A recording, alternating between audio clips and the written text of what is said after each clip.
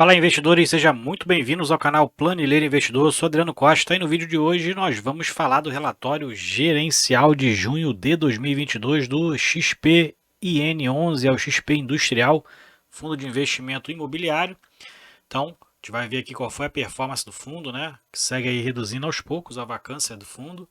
Então a gente vai ver como é que foi essa redução, vamos ver como é que foi o resultado também do fundo nesse mês, né? Expectativa de distribuição.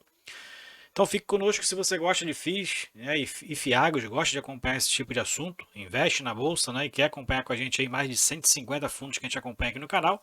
Se inscreva aí, ative o sininho de notificações para você ficar ligado nos fundos que a gente coloca aqui quase todos os dias, falando principalmente de acompanhamento da gestão desses fundos que a gente acompanha aqui, mais de 150 FIIs e FIAGos, além de fatos relevantes comunicados ao mercado e subscrições que normalmente a gente coloca lá na parte da comunidade do canal.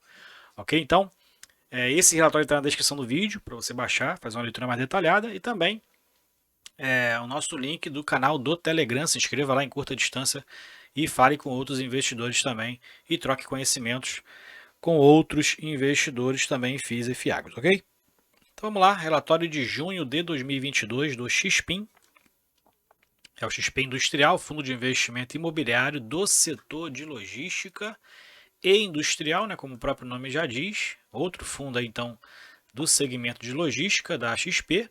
Ele tem desde julho de 2018, código de negociação da B3 XPIN11, tem um patrimônio líquido de 780 milhões de reais, número de cotistas atualmente é 48.821 cotistas. Se você é um desses cotistas ou está estudando o fundo, acompanhando o desenvolvimento do fundo, que está bastante descontado no mercado, se inscreva aí no canal, que todos os meses a gente faz a leitura do relatório gerencial aqui no canal, né? Sempre que o fundo emite o seu relatório, a gente sempre posta aqui em poucos dias a análise através do seu relatório gerencial que a gestão está fazendo no fundo, né? E ramo de atuação, então, classificação Ambima é logístico, apesar de ter o nome industrial, né? Não tem essa classificação na Ambima. Gestor é a XP Vista e administrador é a Vortex DTVM. A taxa de administração varia entre 0,75 e 0,60. Provavelmente está pagando 0,75 porque o patrimônio líquido ainda é bem baixo. E se pegar o valor de mercado, é mais baixo ainda porque ele está muito, muito abaixo do preço patrimonial aí no mercado. Bom, comentários aqui do gestor. O último provento do fundo, né, anunciado, 61 centavos por cota. Foi comunicado no dia 18/7. O fundo faz o anúncio normalmente ali no 15º, né, 13º, 15º dia útil, nunca sei qual o dia normal, mas foi no dia 18 de julho, ele anunciou os proventos e pagou no dia 25, né, pagou ontem, dia 25 de julho. A cota de mercado foi encerrada em junho a R$ 73,20, mas no mercado está girando já aos R$ 70, tá? E o dividend yield anualizado em relação à cota de mercado aqui de fechamento está em 10%, dividend yield anualizado. Bom, algumas composições, alguns fatos que afetaram o resultado do fundo, né? Então, dentro da composição dos 72 centavos por cota, que foi o resultado do mês de junho, teve alguns fatos não recorrentes, que foi o recebimento, por exemplo, de 4 locações antecipadas em junho, que seriam devidas em julho, foram antecipadas, então contribuiu para o resultado ser um pouco maior, e teve 2 inadimplências parciais que foram quitadas em julho, né? Que não compensou as locações antecipadas, porque foram inadimplências parciais, né, de valores diferentes, e foi metade também da quantidade, né? Então, apesar das 4 locações antecipadas, também teve os fatos das 2 inadimplências aí que já foram quitadas, inclusive, e que vai então ter um aumento no resultado do fundo de julho.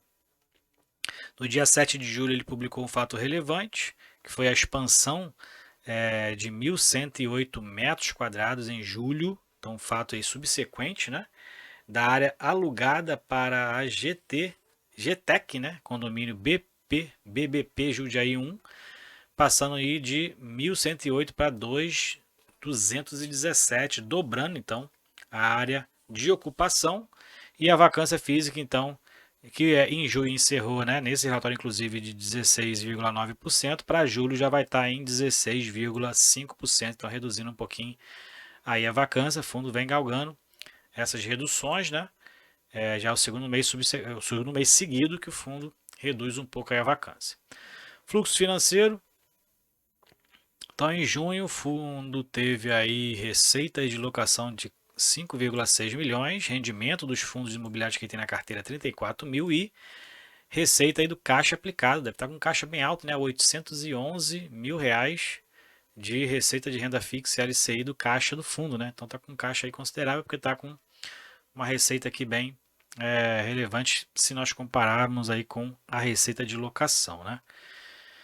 Despesas do fundo 1.278 e o destaque aqui, né, além de ter as despesas normais do fundo, né, algumas despesas inclusive operacionais, mas a gente tem as despesas financeiras, né, que são as alavancagens que o fundo faz aí nas aquisições dos imóveis, né? Então, resultado ficou em 5,1 milhões, como teve aí antecipações de aluguéis, né? O fundo distribuiu então 61 centavos, 4,3 milhões, abaixo do resultado, esperando um resultado menor, acredito, né? Um resultado menor para julho e também mantendo ali a proporção de 95% mínimo, né, que a lei exige da distribuição do caixa semestral, né? Então, já que teve essa antecipação, poderia até ser uma distribuição um pouco maior, mas como o fundo vinha distribuindo já acima dos resultados auferidos, manteve então a linearidade da distribuição e em 2022 distribuiu exatos 61 centavos por cota. Na média, né? Na média por cota. O resultado financeiro, então aqui em junho, né, foi um pouquinho maior que as receitas de locação pelas antecipações, não foi tão grande por conta das inadimplências que teve, então o resultado ficou bem acima da distribuição, né? Mas teve meses aqui que o fundo teve resultados muito abaixo do que ele distribuiu, né? Manteve a linearidade, como eu falei aqui, da distribuição, 61 centavos de fevereiro para frente, mas aqui em abril, por exemplo, teve resultados muito abaixo do distribuído, né? O que aí então equilibrou e fez com que ele mantesse ali dentro dos 95% de distribuição mínima, que inclusive em janeiro foi pior ainda os resultados aqui em janeiro. Bom, seguindo então aqui, falando da liquidez no mercado, fundo que já teve liquidez muito altas, como a gente verifica aqui nesse gráfico, né, ali em 2019, né, principalmente aqui entre setembro de 19 e dezembro, janeiro de 2021, o fundo tinha aí liquidez superiores a 2 milhões e meio, 3 milhões de média, né, de liquidez diária no mercado. E o que a gente vê atualmente, principalmente em 2022, é uma liquidez ali numa média de meio milhão por dia de liquidez média, né, diária de negociação. Então baixou bastante.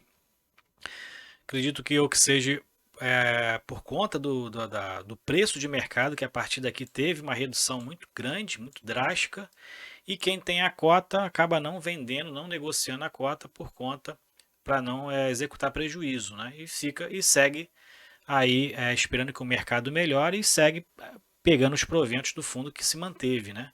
Então acaba que a liquidez diminui, né? A rotatividade da compra e venda, o giro de cotas, né? Que é o que a gente chama, também é baixa e por conta que quem tem, na maioria das vezes, não liquida o prejuízo, né? Para que não saia perdendo, né?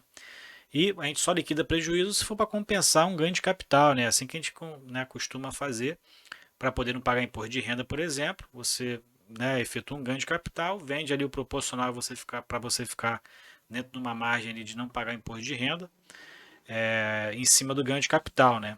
E aí sim compensa você vai compensando esses prejuízos. É uma forma estratégica de você tirar os papéis podres da carteira, né? Bom, dentro da rentabilidade também foi negativa no mês de junho, né, em 4,39%. Então isso significa que o preço de mercado continua caindo, né? Porque a gente verifica aqui, ó, teve mais uma perda de 5% em junho e a distância entre o valor patrimonial e o valor de mercado já está bem alta, né? O valor patrimonial quase R$ 110 e o valor de mercado encerrou junho a R$ 73,20, fundo com mais de 30% de desconto aí no mercado. Falando do portfólio do fundo, não teve muitas alterações. Fundo que tem a maioria dos seus contratos típicos, né, regidos pelo Código Civil. Imóveis do fundo está em 91%. As aplicações financeiras são bem altas, por isso que teve um resultado bem alto em renda fixa, né, com LCIs, né, e as aplicações de caixa. Ele tem 8% do seu portfólio alocado em aplicações financeiras e cotas de outros FIIs apenas 1%. Aqui dentro do portfólio a gente vê por locatário, né, quem representa a maior receita do fundo, né, quem gera a maior receita do fundo é a Centauro, com 21%, né, os outros com percentuais menores, então a Centauro com uma relevância maior aí com relação ao percentual da receita imobiliária, e exatamente é o que contribui aqui para o comércio varejista, né, a Centauro. E correção dos contratos, maioria IPCA, 57%, o restante IGPM, e dentro aqui das atualizações dos contratos em julho, 8% aí terão atualizações ou com base no IPCA ou com base no IGPM, né? Vencimento dos contratos, 88% vence a partir de 2024, tem contratos longos até 2030, até 2032, 2028, a gente vai vir um pouquinho mais para baixo, e o fundo que reduziu a vacância de maio para junho, reduziu também de junho para julho, né, para 16,5%, então segue aí a redução nas ocupações do fundo, né, segue aí a prospecção está funcionando, né. Aqui são os imóveis do fundo, então Barão de Mauá, todos com 100% de participação do fundo, né, são aí 6 imóveis performados, 2 em construção, que na verdade é no mesmo local, edifício C e edifício B. Eles que estão com previsão de, por exemplo, esse edifício C aqui, previsão de entrega terceiro trimestre de 2022, então já está entrando aí na fase de entrega. E esse aqui do edifício B também, então fases aí avançadas de obras. Aqui é o detalhamento dos contratos. Então, os contratos aí do Barão de Mauá contribuem com 20% na área bruta locável do fundo, né? 20% vem do imóvel de Barão de Mauá, que está com uma vacância de 6,4%. A gente verifica aqui a vacância de cada um dos imóveis, né? Então, a vacância lá do Barão de Mauá representa, na ABL total do fundo, 6,1% de vacância, né? Ele tem uma participação mais relevante. O imóvel CEA, que tem 11,8% de participação na área bruta locável do fundo, contribui em 4% do total de vacância hoje do fundo. No imóvel do Gaia, 2,6%, tem uma participação relevante também aqui dentro, né, da área bruta locável do fundo, 31%, então a maior participação em área bruta locável é o Gaia. O Jundiaí 1 e Jundiaí 2, então também tem uma representatividade alta, e a vacância está no Jundiaí 1 de 3,4%, e os edifícios C e B, lá de Extrema, vão representar 5% da área bruta locável do fundo, então a partir aí do quarto trimestre, né? É o que a gente espera. Alguns contratos aqui a gente pode observar que está com data de vencimento expirada, né? Mas tem aqui as observações que você pode ver lá para baixo. São contratos que foram transformados, né, em prazo indeterminado. Não teve alteração na ocupação e o contrato aí está com prazo indeterminado. Alguns aqui com contratos bem longos, ó, 2039, né, da MK Saab, tem aqui 2031, 2032, 2030, então são contratos, apesar de típicos, contratos longos, né? E o único contrato atípico que a gente vê aqui são dois, é o da Natural One Albatroz e da Aqualimp, né? Contratos típicos aqui em 2028 e 2031. O restante é tudo contrato típico. E o resumo do portfólio: hoje o fundo então tem 7 condomínios logísticos, 99 módulos, são imóveis, condomínios modulares, né? A característica dos imóveis do fundo, então ele tem uma diversificação até boa em inquilinos, né? São diversos inquilinos aqui, como a gente verifica, então tem uma diversidade boa em inquilinos, tá ficando bom aí na diversidade de imóveis, né? 7 condomínios performados, 2 em obras, então tem aqui 29 locatários, então tem uma diversificação boa, né? Não está conseguindo render, na verdade, aí, né? Mas o fundo também está um pouquinho alavancado e está com um pouquinho de vacância também, e também de inadimplência dentro da carteira, né? Então acaba prejudicando os resultados do fundo, mas ele manteve ali os resultados acima de 60 centavos por cota de distribuição, e a R$ 70 no mercado acaba ficando interessante, né? Já que é um fundo que ainda está crescendo um pouco aí no mercado. Eu só não aloquei no fundo aí, não tenho intenção de alocar, porque tem um outro fundo de logística da XP, e para não concentrar numa administradora, uma gestora só, acabou que não faz parte da minha estratégia investir no XP Industrial. Aqui é o mapa de ações e negociações em andamento, então você pode verificar que o fundo está aqui com né, dentro das prospecções, com uma expectativa aí de conversão em contratos, né, aqui que vai reduzir parte da vacância, né, em 23%, por exemplo, da vacância atual do fundo, né, e representa aqui um pouco mais de 10 mil metros quadrados de expectativa de conversão em contrato das áreas vagas. Que é o fato relevante da expansão que a gente já citou lá em cima, né, que vai contribuir aí no resultado do fundo, né? Então, você pode depois fazer essa leitura mais detalhada. E aqui a parte das securitizações que o fundo tem, as alavancagens, né? Um detalhe aqui então, por exemplo, a obra do edifício C, lá de Extrema, foi um financiamento de 51 milhões de reais, e do edifício Tucano, a aquisição dele foi numa securitização de 15 anos, ambos, né, de 15 anos aqui. O detalhe é que a amortização e a atualização monetária que estava em carência, por exemplo, do edifício C, já se encerrou, era de 12 meses, né? Então foi. Ah, não, na verdade os dois estão com carência ainda, né?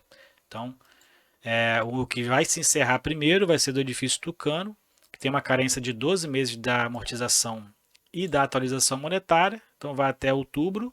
A partir de outubro começa a pagar também as amortizações e as atualizações monetárias. E só a partir de maio de 23 que o fundo vai pagar a parte das amortizações e atualizações monetárias do CRI do edifício C, desse que está em obra. Ok? Então é isso aí. Relatório gerencial do XP Industrial, é o XPIN 11.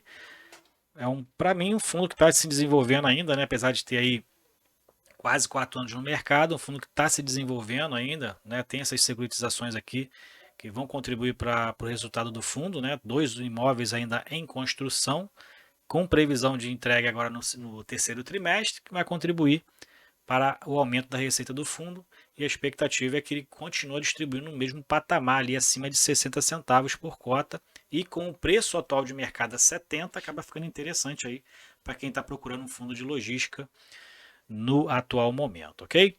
Então é isso aí. Se você gostou do vídeo, deixe seu like, se inscreva no canal, compartilhe esse vídeo com outras pessoas, compartilhe também com a gente se você é um dos cotistas do XP Industrial, qual o percentual da sua carteira hoje. Não deixe de se inscrever no nosso grupo do Telegram, encurtar a distância, trocar conhecimentos, e também conhecer a nossa área de membros lá, contribuir com o canal aí para a gente possa crescer cada dia mais, ok? Fique com Deus, até o próximo vídeo, tchau, tchau.